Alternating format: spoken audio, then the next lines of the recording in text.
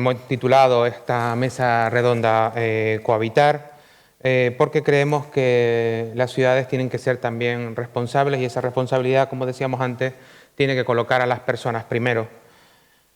Por tanto, para ello contamos hoy con José Luis Borao Jordán, jefe del Departamento de Accesibilidad del Medio Físico de la Fundación 11, con Alejandra García Daniel, del Departamento de Marketing y Comunicación de MOVE, y con Daniel Gómez Pinchetti, socio fundador de Wild & Pinchetti. Tenemos que ser conscientes, algunos datos introductorios para entender la razón por la que nos encontramos hablando hoy en esta mesa redonda, que el 73% de la población ya vive en ciudades. Según la ONU, serán 2/3 de la población mundial las que residan en urbes en 2050, pero con un especial detalle, que es que al final, incluso cuando hablamos de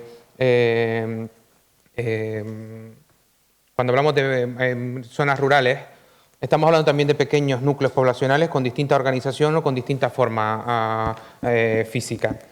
Por tanto, también nos estamos planteando ciudades y también nos estamos planteando los mismos retos vistos desde otra óptica. Además, actualmente nos encontramos en un momento de desarrollo tecnológico muy elevado, lo que permite implantaciones de determinados sistemas a muy bajo coste y al mismo tiempo la existencia de información y experiencia a través de los sistemas de Big Data nos permiten conocer mejor las necesidades y las distintas formas de habitar las ciudades. A esto tenemos que incorporarle lo ya comentado en la inauguración de la jornada, que es que ya contamos con una mayoría sensible, en mayor o en menor medida, a los retos de responsabilidad y compromiso que también son aplicables a las ciudades, a sus organizaciones y a su desarrollo. Es decir, algo muy sencillo, al hábitat y al habitante. Por otra parte, las recientes crisis sociales, una mayor información y la exigencia de participación en la toma de decisiones, ha planteado sobre la mesa los retos sobre transparencia, decisión compartida o proyectos colaborativos. De todo esto, y tenía puesto en el texto, y mucho más, no sé si mucho más, pero de todo esto vamos a intentar hablar en esta mesa redonda. Si les parece bien, vamos a comenzar, haremos una ronda de preguntas para que también cada ponente y por tanto cada organización plantee su visión en este entorno del que hablamos, de estas ciudades del futuro. Y por ello me pediría a José Luis primero que desde el punto de vista de la accesibilidad universal, ¿qué retos se plantean las nuevas ciudades? Pero para mí lo más importante, ¿en qué creen que estamos acertando y en qué probablemente nos estemos equivocando? Bueno, ¿en qué estamos equivocándonos? Yo creo que, te lo comentaba antes en el café, ¿no? En tu presentación decías la necesidad de poner a los ciudadanos en el medio del diseño de ciudades, del pensar en las ciudades, tanto en pensar en las calles, las plazas, los servicios, como las mismas políticas que se pongan en marcha desde los ayuntamientos, ¿no? ¿En qué estamos fallando? Pues yo creo que un poco en eso, ¿no? Tenemos ese concepto que también lo mencionabas en la presentación, de las Smart Cities, ¿no? Otras ciudades que los que tenemos ya alguna edad, nos acordamos de los cómics, ¿no? De que nos imaginábamos que a estas fechas íbamos a estar con platillos volantes por la calle, comiendo pastillitas en vez de un filete de ternera, ¿no? Las Smart Cities no son eso. Una ciudad es inteligente. Poco inteligente será cuando no tenga en cuenta las necesidades de todos sus ciudadanos, ¿no? Es decir, y ahí meto a las personas con discapacidad, por supuestísimo, como ciudadanos de pleno derecho y de primer nivel, pero también meto a las personas mayores, ¿no? Las personas, todos los que estamos aquí, me parece en el 2050, no todos, pero porque hay alguna gente joven, pero todos dentro de 30 años tendremos muchos más de 60 años, ¿no? Y pues bueno, pues la propia evolución del ser humano, pues efectivamente hace que tengas unas capacidades físicas, sensoriales o cognitivas que se van deteriorando con el paso de los años, ¿no? Es decir, yo creo que todas, el no perder o el perder esa visión de que es el ciudadano el que vive en las ciudades, el que le da corazón, ¿no? El que le da, como decía antes Mercedes, el que le da amor a la ciudad, a la vida de la ciudad, son las personas, ¿no? Y en el momento en que se planteen desarrollos urbanos, que se planteen políticas urbanas, políticas estatales que no tengan en cuenta las necesidades de las personas, yo creo que ese es el error. Yo creo que ese es el error que se está cometiendo, ¿no? Y Alejandra, en el caso de la movilidad, ¿Qué considera EMUF que es el escenario del futuro de la movilidad en las ciudades? Y una cosa importante, ¿qué creen que precisa el ciudadano o qué tiene que tener en cuenta el ciudadano también para estar a la altura de ese reto de movilidad en las ciudades del futuro? Bueno, eMove nació como una iniciativa precisamente teniendo en cuenta, como bien has dicho tú, al ciudadano. Se vio que había una necesidad de movilidad dentro de Madrid, que se puede aplicar también al resto de grandes ciudades, y a raíz de ahí nació eMove, básicamente. Nació como una iniciativa 100% eléctrica. Nuestros coches y ahora las furgonetas son 100% eléctricos y no se ve otra forma de ser. Es decir, el día que salga algún tipo de movilidad eficiente y sostenible, más allá del coche eléctrico, como están ahora los coches de gas y demás, nos uniremos a ello. Entonces, esto es algo que desde las empresas tenemos que fomentar y también un poco convencer al ciudadano y educar al ciudadano. Nosotros tenemos la suerte de llegar a muchísima gente en Madrid porque nuestros coches es una cosa muy sencilla de utilizar y es la primera vez en muchos de los casos que los ciudadanos prueban un coche eléctrico. Luego se convencen de o bien comprarse uno o seguir moviéndose con otros sistemas también de movilidad eléctrica. Pero bueno, ahí es un poco el punto de partida que tenemos nosotros. ¿Qué tiene que hacer el ciudadano? Simplemente seguir un poco la línea que creemos que está llevando hasta ahora. Es decir, salen nuevas formas en este caso de movilidad, el ciudadano se apunta a ellas, el ciudadano se registra, empieza a utilizarlas y las adapta dentro de su día a día.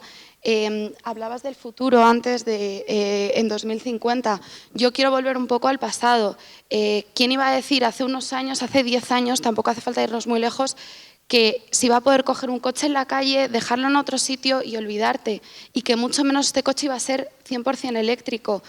Cuando pensamos en coches eléctricos pensamos en un coche de juguete y no, es una realidad. Entonces, poco a poco los ciudadanos se van dando cuenta de que ideas que en un principio ni se imaginaban son el día a día y lo van adaptando. Y si nos vamos a otro de los temas principales de las nuevas realidades de las futuras ciudades, que es que hasta ahora estamos hablando de lo que le vamos a proporcionar o cuáles son los retos, pero para eso hay que tomar decisiones.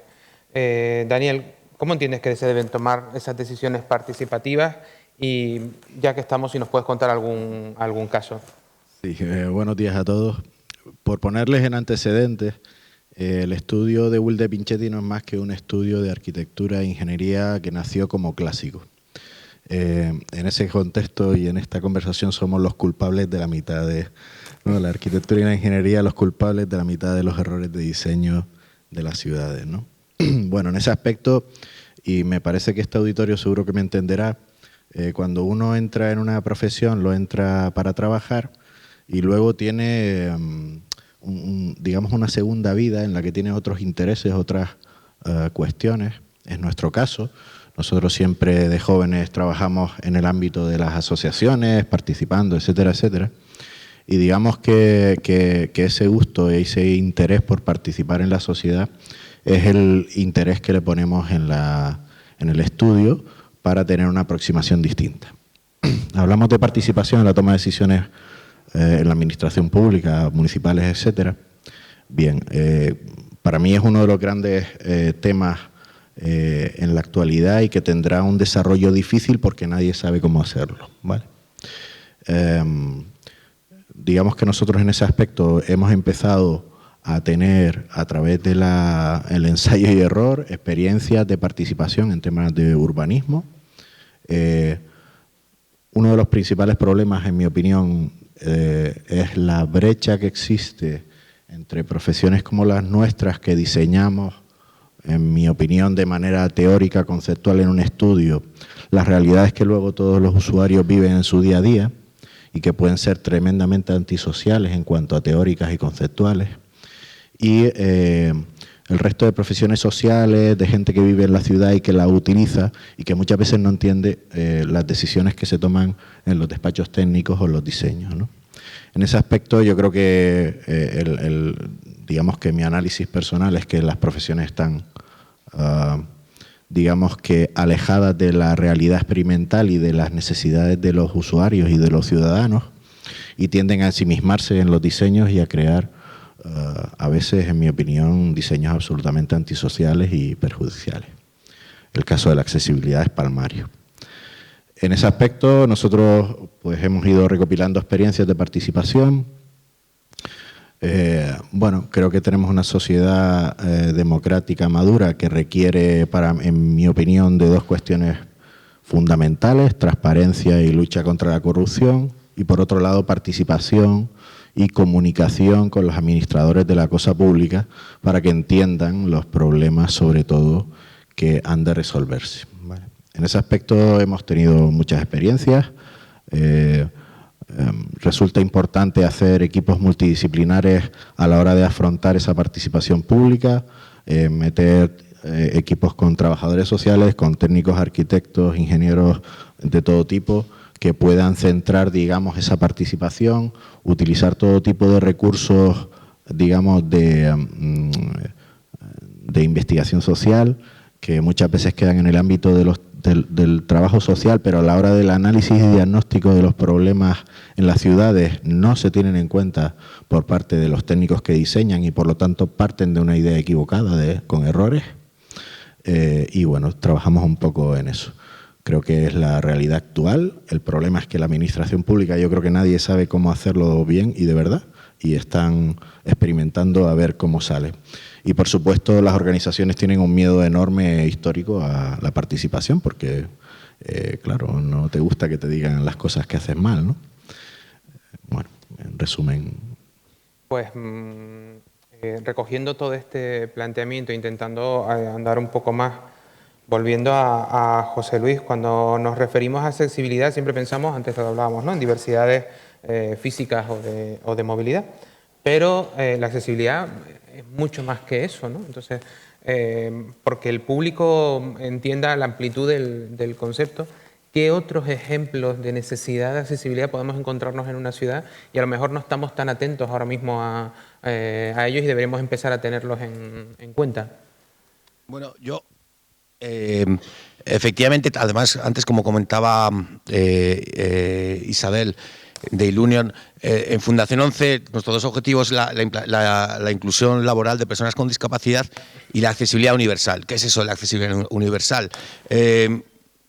Yo soy arquitecto, somos también del mismo gremio como Daniel y bueno, al fin, culpable. Eso es, culpable, también me considero culpable, ¿no?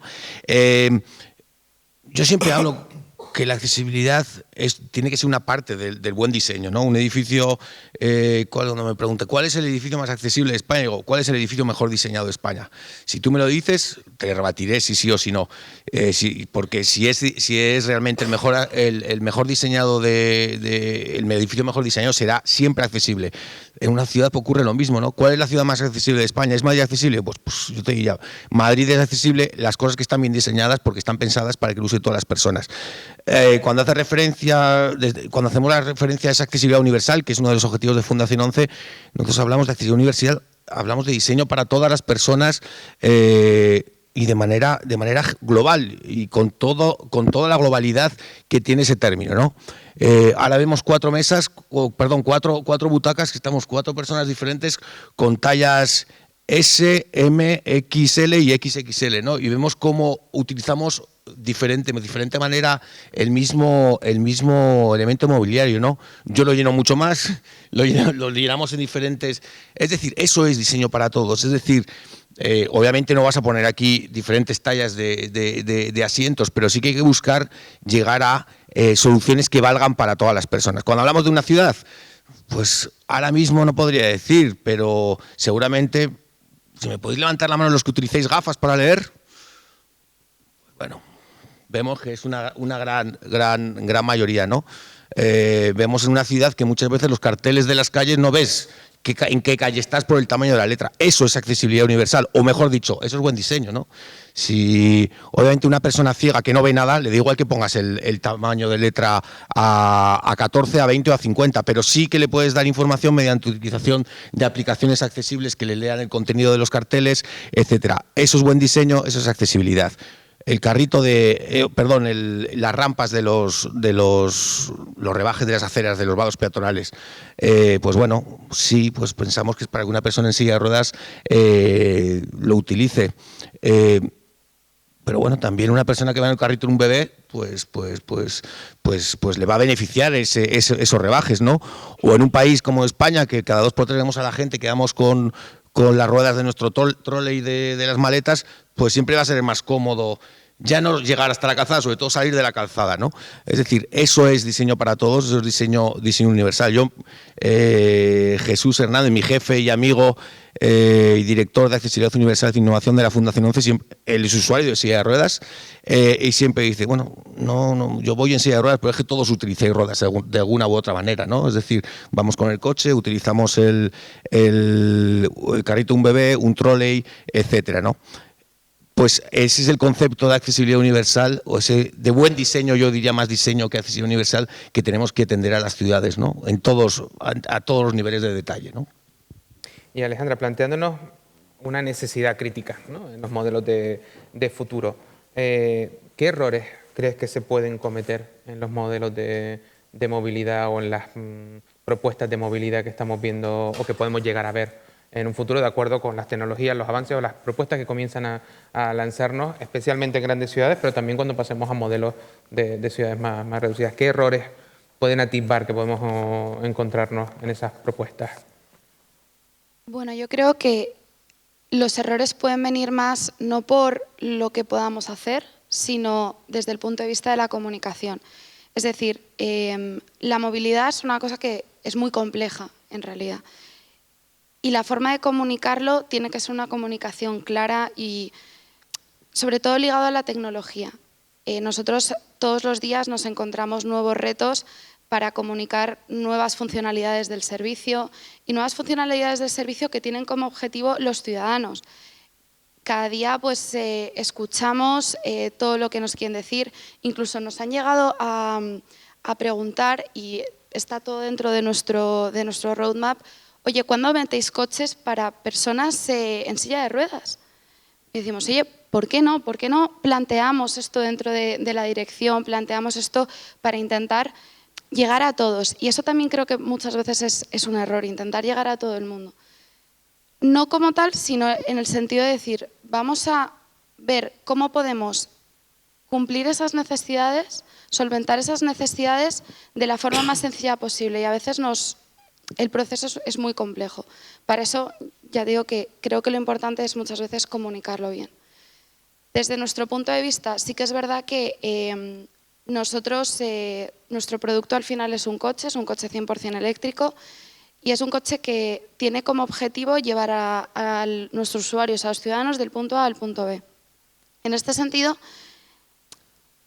muchas veces hay como una complejidad detrás, no sabría explicártelo bien, pero hay como una complejidad detrás en todo ese proceso. Entonces el error está en no hablarle a los ciudadanos de la forma en la que ellos, en su propio idioma, digamos. Muchas veces las empresas, y sobre todo empresas tan especializadas, nos cerramos en nuestro propio idioma, y creo que ahí está un poco el error que podemos cometer. Y Daniel, desde tu experiencia, y siempre desde la experiencia que se pueda contar, ¿qué crees que se puede precisar en las administraciones públicas, y no solo en las administraciones públicas, sino también en los ciudadanos y en el resto de agentes sociales, para que un modelo participativo generalizado tenga funcionalidad? ¿Cuál sería el esquema, por la experiencia que has tenido hasta ahora, que tendría que cumplir más o menos una toma de decisiones participativas? Si te respondo esa pregunta... Cerramos el kiosco, ¿no? Sí, resuelvo uno de los problemas de la humanidad, básicamente, ¿no? Vamos a ver. Con el paso de los años uno se da cuenta que a veces los clientes no te llaman por un motivo directo, sino por un motivo a veces oculto o un deseo que no te expresa en la primera reunión, ¿verdad? La administración pública, en general, es una máquina compleja, con muchas piezas que a veces no están engrasadas y que no funcionan bien, hay que decirlo. Ni son rápidos, ni a veces llegan a solucionar los problemas.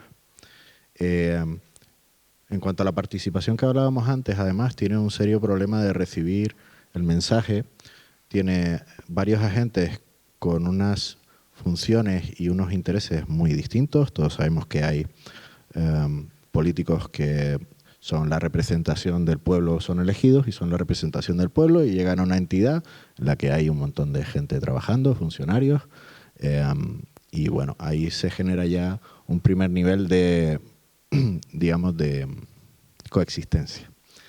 Además, es de suponer que el tercer elemento son los ciudadanos, que esperan que esos políticos y esos funcionarios pues trabajen en la función, en la cosa pública, y mejoren las condiciones del ayuntamiento, de las aceras, de la movilidad, etcétera, etcétera. Ese sistema es un sistema complejo, difícil, y que en mi opinión requiere de un agente externo, y a eso se dedica mi empresa, que hable, por así decirlo, al menos 2 de los 3 idiomas. Hable el técnico y hable el idioma de escuchar a los ciudadanos y, digamos, que traducirle a la administración pública qué es lo que quiere la ciudadanía, cuáles son sus problemas, ¿vale? Hace falta intermediarios, en este caso, entre el sector privado, el sector público y la ciudadanía, que sean capaces, con más flexibilidad de lo que lo hacen los funcionarios públicos, llegar a mejorar esa comunicación. ¿Vale? Esa es mi opinión. Si nos vamos ahora en una casi ronda rápida, hasta ahora al final siempre tendemos a hablar de las ciudades del futuro y por tanto hablar de grandes ciudades principalmente, que es donde nos encontramos y donde todo el mundo tiene el ejemplo claro de la función de todo aquello de lo que nos referimos en esta mesa. Ahora intentemos darle una vuelta a esto. Vayámonos a la pequeña ciudad, al pequeño pueblo, a esa ciudad de provincia o pueblo de provincia de menos de 20.000 habitantes, y me gustaría que pensáramos en qué retos se pueden encontrar esas ciudades y qué soluciones, o si hay soluciones adaptadas para ese tipo de ciudades, desde la posición o desde la óptica de cada uno de ustedes. Y si parece, empezamos por José Luis. Bueno, en ese ámbito, por supuesto, las dificultades se elevan a la enésima potencia, ¿no? Sí que es verdad, y me atrevo a decirlo bien alto, ¿no?, que el nivel de accesibilidad o de facilidad que muchos pueblos de España, de unos tamaños muy pequeños, es bastante más adecuado de lo que existe en cualquier otro país del mundo, ¿no?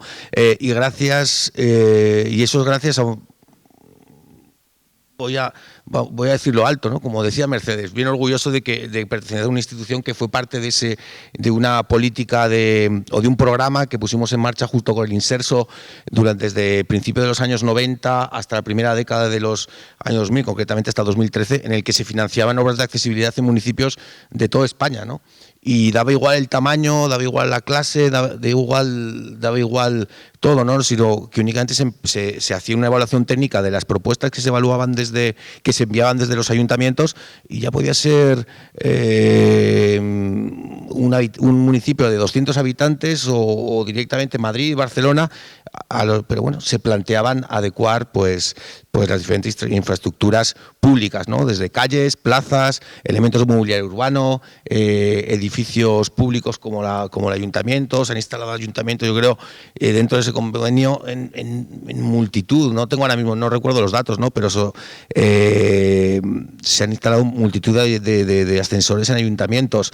Se han realizado también dentro de ese programa de ayudas un montón de planes, de más de 700 planes de accesibilidad en toda España, ¿no? Y ya os digo que a todos los niveles de tamaño de población. Es decir, esas políticas de ayudas para muchos ayuntamientos que no pueden llegar con sus propios recursos a cumplir con esa obligatoriedad de responsabilidad social, esa RSC que se la aplicamos siempre a las empresas, pero que creo que los ayuntamientos y las comunidades autónomas tienen que tenerla también innata dentro a la hora de plantear sus políticas sociales de acción. Yo creo que todos esos programas ayudan y van a favorecer, digamos, esa carencia de recursos que en muchos casos se tiene en esos pequeños municipios, ¿no? Bueno, en nuestro caso, realmente Sí que es verdad que nosotros en nuestro foco de negocio tenemos ciudades de más de 500.000 habitantes, pero sorprendentemente hemos tenido peticiones de ayuntamientos y la dirección ha estado en conversaciones con ayuntamientos de pequeñas localizaciones, digamos de unos pues igual 200.000 habitantes, donde pues les interesa establecer un servicio como el nuestro, empezar a pues promover un tipo de movilidad distinta. Sí que es verdad que, bueno, en este caso, por el tipo de servicio que nosotros damos, un pueblo no tendría mucho sentido por el tamaño. Pero sí que es verdad que se analizan ciudades de todos los tamaños y ya digo que hemos tenido peticiones de oye, me gustaría replicar tu negocio, quiero que vengáis aquí. Incluso los propios usuarios muchas veces incluso de islas. Hemos tenido usuarios de Tenerife que dicen, oye, me encantaría tener eMove aquí. ¿Vais a llegar? Y demás. Entonces, bueno, pues poco a poco vamos considerando, vamos ampliando zona.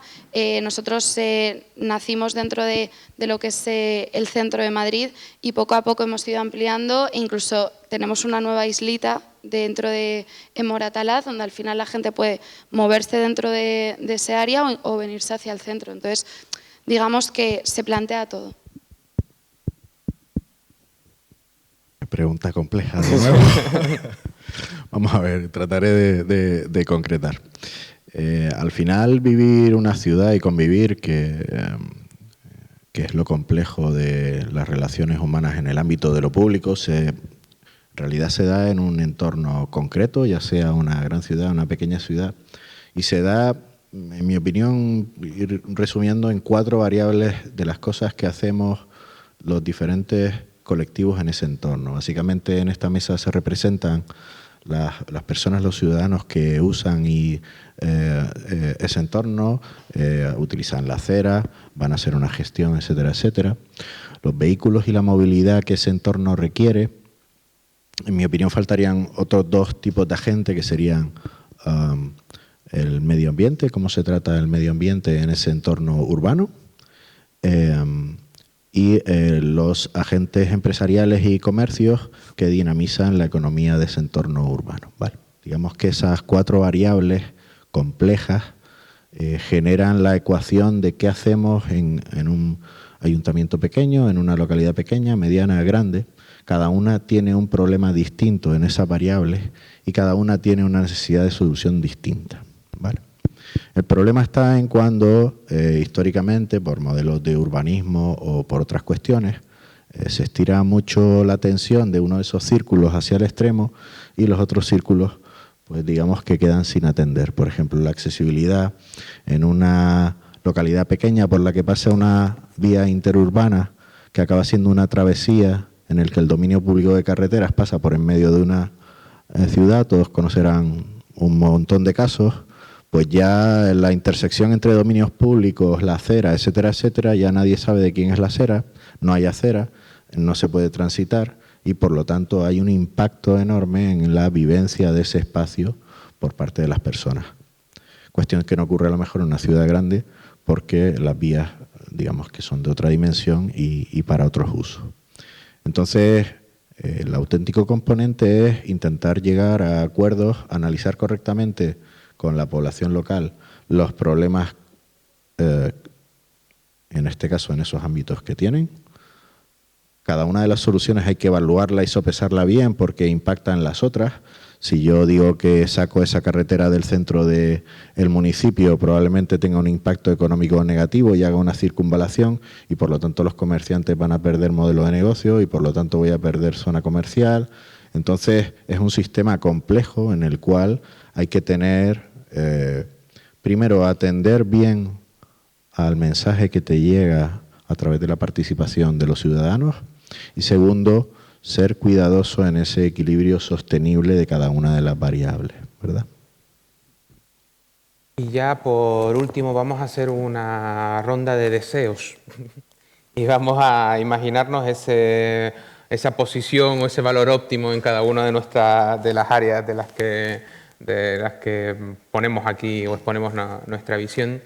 Y me gustaría saber eso, cuál sería el escenario perfecto, ese 2050 que hablábamos antes, ¿no? Puede ser 2050 perfecto desde la accesibilidad, desde la movilidad o desde la toma de decisiones participadas. Bueno, mi deseo es una utopía, además, teniendo en cuenta que seguramente me quedaría yo sin trabajo, ¿no? Porque mi deseo al final, y siempre lo he dicho, ¿no? Mi diseño es que no tengamos que definir un edificio como accesible, no tengamos que poner en los cuartos de baño el simbolito de la silla de ruedas, ¿no? Que no tengamos que hacer jornadas de difusión a técnicos municipales, a gestores que toman decisiones en los municipios, decirles la importancia de sus ciudadanos, sino que consigamos que los profesionales del futuro, por la formación que reciben en las universidades, pues que tengan el diseño para todas las personas metido como dentro del ADN, ¿no? de su profesión o de su día a día. Ese es el deseo, es un deseo un poco raro, digamos, es decir, me quiero quedar sin trabajo, pero desde luego, desde la Fundación 11 es el objetivo, ¿no? El objetivo primordial es que no tengamos que hablar de personas con discapacidad y que el diseño y la normalización incluya siempre a las personas, a la necesidad de, ya no solo de las personas con discapacidad, sino de todos los ciudadanos. Yo como arquitecto, desde luego, pienso que tenemos que volver a ese sentimiento, a esa sensación, a ese modo de proyectar que han tenido los grandes maestros que, pues, hablando de la arquitectura, antes lo comentábamos con Daniel, yo siempre pongo un ejemplo, ¿no?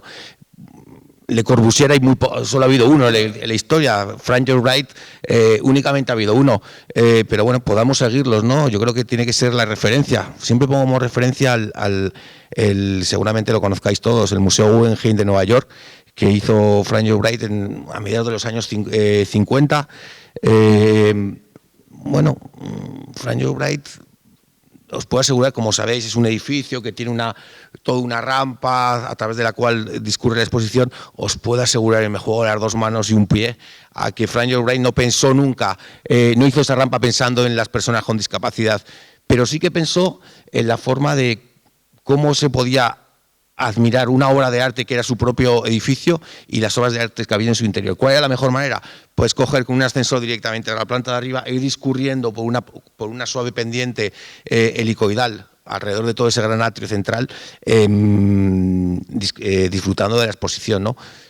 Eso es pensar en el usuario, eso es pensar y diseñar pensando en cómo se utilizan los espacios, las ciudades, los edificios.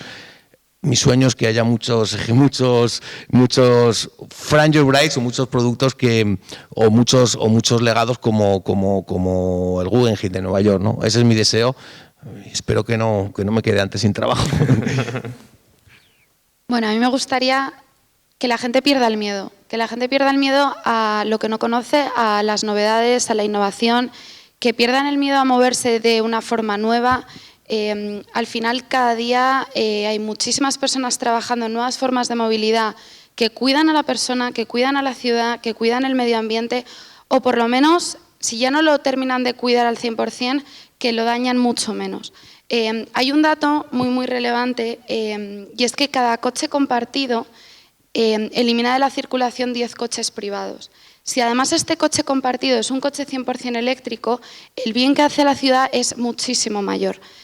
¿Qué pasa? Que hay mucha gente que, o bien por el estatus tradicional que te da tener un coche privado, o por el miedo a utilizar un coche eléctrico de, oye, no sé cómo funciona, me voy a quedar tirado, este tipo de cosas que no pasan, porque al final las empresas de movilidad eléctrica estamos para ayudar, estamos para enseñar a cómo funciona una nueva forma de transporte. Entonces, que la gente pierda ese miedo a moverse de una forma distinta y que consigan de esta forma ver todos los beneficios que tiene, no solo para ellos mismos, sino también para la ciudad. Yo estoy con José Luis, básicamente. Mi deseo sería que rompamos con la dinámica, en este caso de nuestras profesiones técnicas, que tanto impacto en la vida real de las personas tienen y tan antihumanas pueden llegar a ser, en tanto en cuanto pueden evitar que cumpla simplemente con una función de un derecho fundamental, como puede ser asistir a una administración pública, recibir, cerrar un procedimiento, volver a tu casa, moverte, etc.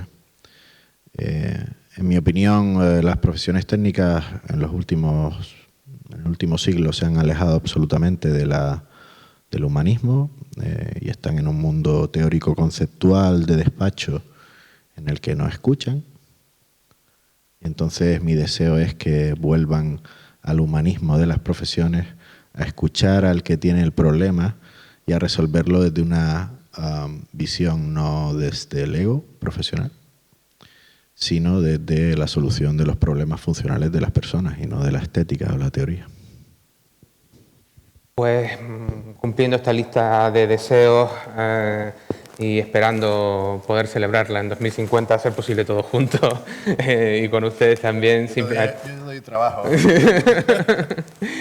Vamos a ir cerrando ya esta primera mañana de las cuartas jornadas de la comunicación del valor 2019, deseando lo primero que las hayan disfrutado, que las hayan sentido, lo sabremos, porque para eso nos están midiendo, algunos de ustedes están midiendo los compañeros los colaboradores de Sociograph para saber cómo están sintiendo esta jornada.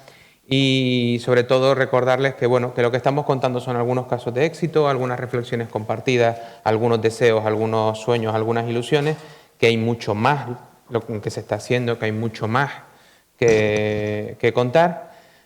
Así que esta tarde reflexionen, aquella reflexión que les pedí al inicio de la jornada, piensen qué papel tienen que jugar ustedes en todo este proceso de cambio, qué papel deben jugar ustedes en esta responsabilidad social corporativa, que también puede ser responsabilidad social personal de cada uno de nosotros.